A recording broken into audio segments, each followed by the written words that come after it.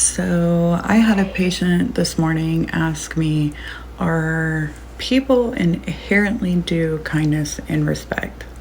And honestly, this really got me thinking, right? Because I think it's a really deep question. So ideally, we like to think about kindness and respect being a baseline, a basic level of dignity that you give to a person, right? Regardless of your personal feelings.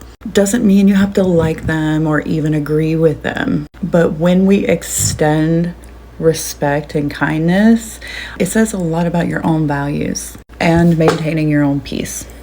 This view is deeply rooted in the fact that our actions actually reflect our own character and not those of another person. It's crazy to me because I almost feel like sometimes people are only mean to someone because they just want to let them know that they don't like them. But really, extending kindness doesn't mean that you like someone or agree with them. It's emotional maturity, meaning you can separate your feelings from the behavior. You might not even connect with certain people on a personal level, but you can still be civil, polite, and respectful. It's literally about showing up as the best version of yourself. Now, don't get me wrong. There are situations where you do not owe anybody kindness if it is the expense of your own well-being. While being respectful and kind should always be like a baseline, you don't have to go out of your way for those who treat you bad. And that's where establishing boundaries come in.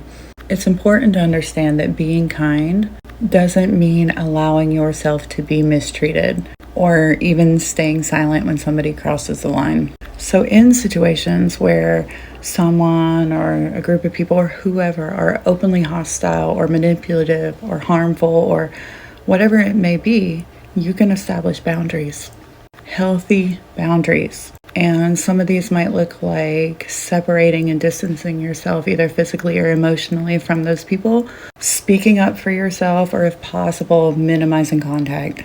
You can still maintain your values without giving more than what feels safe and healthy. Strike a balance between the two. You can choose to offer basic kindness to people simply as a way of just honoring your own principles and values. And you also will end up protecting your energy. You can do this just by being respectful in brief conversations and maybe not engaging in negative activity. And at the same time, you can create clear boundaries that let people know that you will not tolerate disrespect. And then you're able to maintain your sense of self-respect and integrity.